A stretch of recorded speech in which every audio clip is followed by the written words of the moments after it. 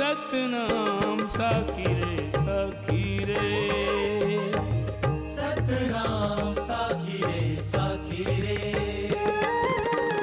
वह वाणी संतों से सुनो, वह वाणी संतों से सुनो, जो वेद पुराणन भाखी रे। सतनाम साखी रे साखी रे, सतनाम साखी रे साखी रे। सतनाम साखी रे, सतनाम साखी रे। ओंकारं बिंदु संयुक्तं नित्यं ध्यायन्ति योगिनः, कामदं मोक्षदं चैव। ओंकाराय नमो नमः। त्वमेव माता च पिता त्वमेव, त्वमेव बन्धुश्च सखा त्वमेव, त्वमेव विद्या द्रविणं त्वमेव, त्वमेव सर्वं मम देव देव, त्वमेव सर्वं मम देव देव। ओम शांति शांति शांति। आइए अभी आपको ले चलते हैं योग वशिष्ठ के अंदर। बहुत उत्तम प्रसंग है, ध्यान देने योग्य है, और वह है ज्ञान का, जिसमें वशिष्ठ जी महाराज राम को, श्री राम जिसे हम अवतार मानते हैं, उनको इस प्रकार का उपदेश दिया। कई प्रकार के प्रसंग आए, और एक प्रसंग ऐसा आया कि वह कौन सा, थोड़ा गंभीर है। रानी चूड़ाला जिसका नाम था, और राजा शिखरध्वज, इनका परस्पर बहुत मेलाप था। रानी चूड़ाला ने अपने पति राजा शिखरध्वज को ज्ञान देकर आत्मा में स्थित किया। मुख्य बात यह है, यह प्रसंग इस प्रकार है। पति पत्नी का परस्पर बहुत प्यार था, कई साल सुखपूर्वक भोगे सुख राजाई का, लेकिन अंत में इनको आया कि इस भोग भोगने के पश्चात कोई ऐसा विवेक उत्पन्न हो तो अच्छा है। तो क्या विवेक उत्पन्न हुआ कि भोग से हमको तृप्ति होने वाली नहीं है, और शरीर भी कमज़ोर हो गया है, इसीलिए हम अपनी शक्ति को संग्रह कर सकें और तृप्ति भी पा सकें। अभी शक्ति भी क्षीण हो गई और तृप्ति भी नहीं है। तृप्ति कहो शांति कहो, तो दोनों बातों का समाधान चाहने के लिए गए। ढिंढोरा पिटवाया, संत महात्माओं को बुलाया, बड़े बड़े विद्वान आए, उन सब के आगे यही प्रश्न रखा कि मनुष्य जीवन का लक्ष्य क्या है, और शांति और तृप्ति कैसे प्राप्त हो। यह लक्ष्य सभी ने स्वीकार किया कि यह ठीक है। वह आत्मज्ञान के लक्ष्य के बगैर यह तृप्ति और शांति का अनुभव नहीं हो सकता है। शक्ति भी होगी, लेकिन सबसे पहले आत्मज्ञान होना चाहिए, और आत्मज्ञान के बगैर वो परम शांति नहीं प्राप्त हो सकती। तो दोनों ने ब्रह्म विद्या का अध्ययन आरंभ किया। ब्रह्म क्या है, जगत क्या है, जीव क्या है, कहाँ से हम आए, कहाँ हमें जाना है, क्या हमको करना है, ऐसे तो सभी जानते हैं। मैं फलाना आदमी हूँ, फलाने गांव का हूँ, फलाना काम मुझे करना है, मैं ये करता हूँ, ये शरीर के नाते। लेकिन असली आत्मा जो हमारे इस शरीर के अंदर रहने वाली है, जिससे हमको तृप्ति होती हो, आनंद प्राप्त हो, शक्ति वर्धित हो, उसका सही हम ज्ञान नहीं प्राप्त कर सकते। दोनों परस्पर ब्रह्म विद्या का अध्ययन करने लगे। रानी की सूक्ष्म बुद्धि थी, विचारवान, वो पुरुषार्थी थी। उनके अंदर ऐसा दिव्य प्रकाश प्राप्त हुआ और राजा को भी महसूस हुआ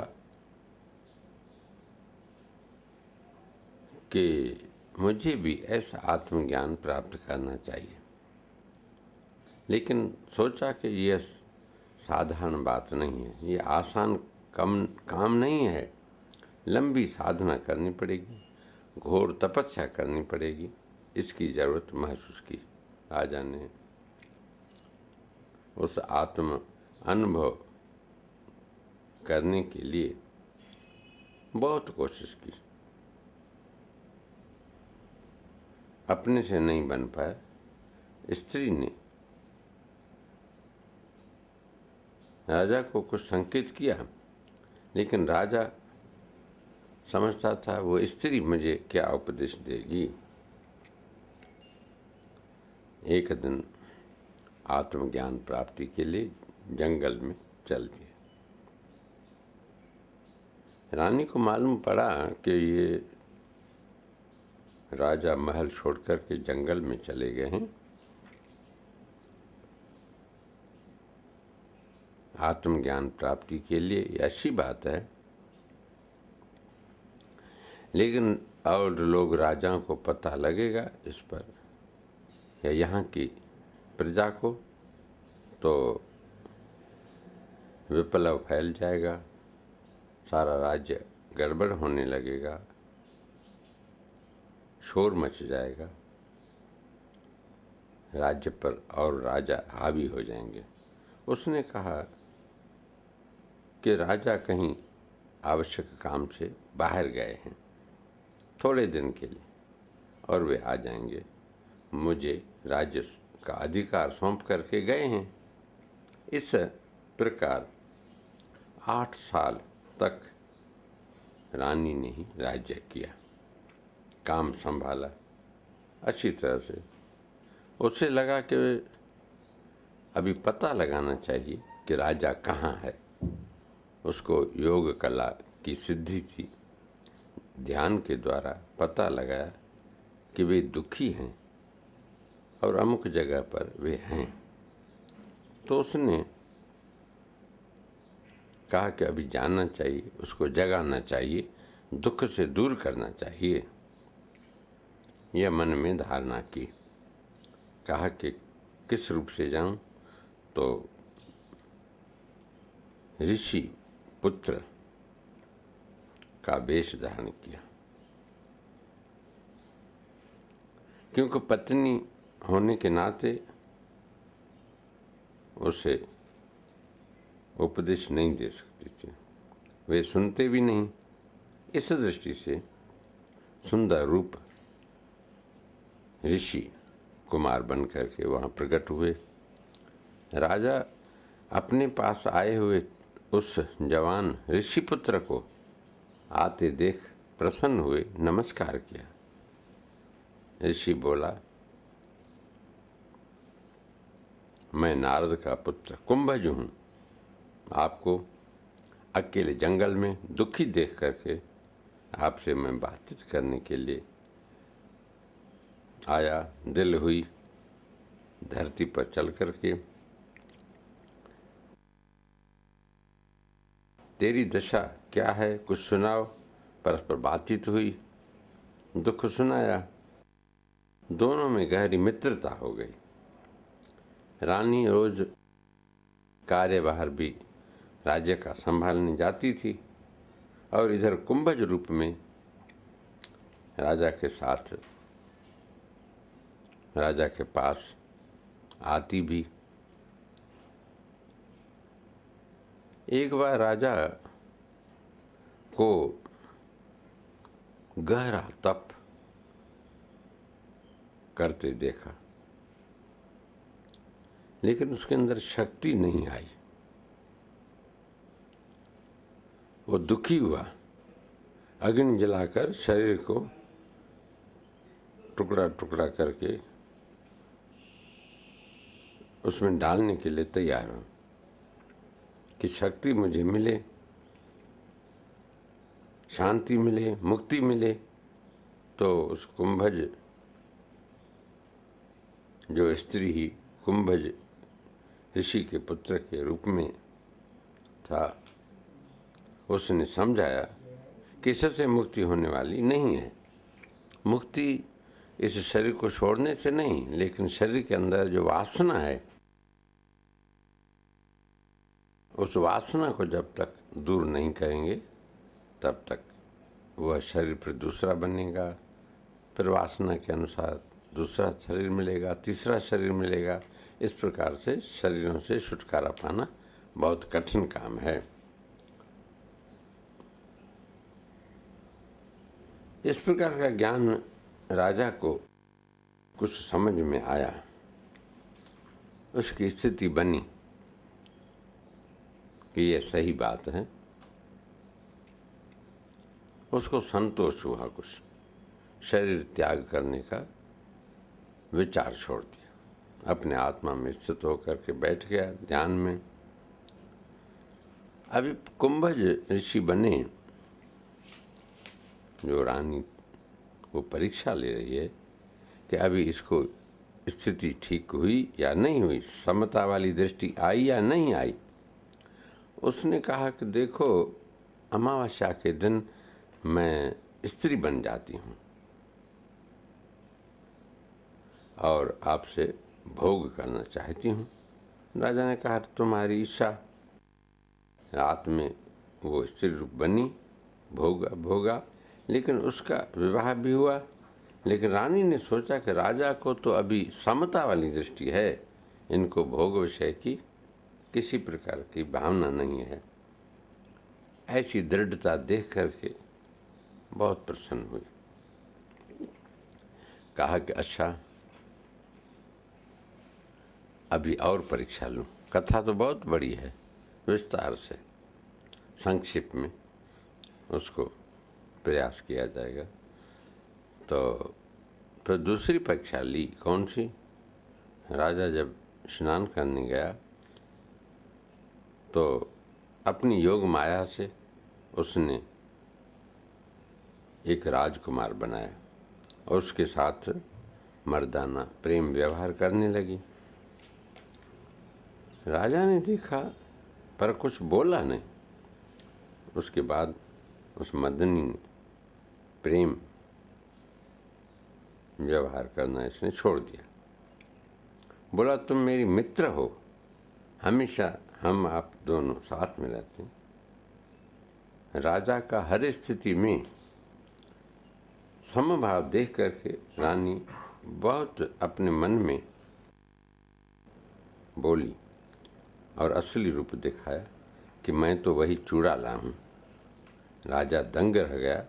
वह बहुत खुश भी हुआ और अपनी कृतज्ञता प्रकट की।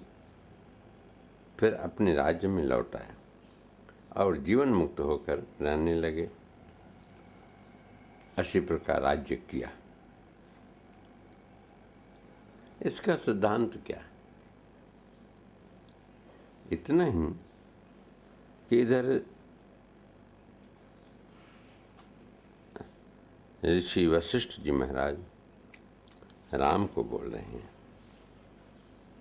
हे राम जी, स्त्रियों का निरादर न करो, उनको निरादर की दृष्टि से नहीं देखो। वे तो बहुत ही बार पति को संसार में, संसार सागर से पार करने में मदद करती है। कितनी सहायता की देखो।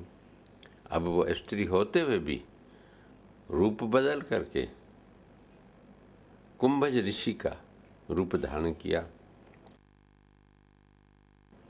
फिर परीक्षा के लिए स्त्री रूप धारण किया और राजकुमार के साथ वो व्यवहार की, तो भी उसके अंदर जो स्थिति थी ज्यों की थी बनी रही राजा के अंदर। यह किस की कृपा से, किसके पुरुषार्थ से? तो यही सार निकलता है कि यह पुरुषार्थ किसने किया? रानी चूड़ाला ने। तो इसी प्रकार मदालसा ने भी अपने बच्चों को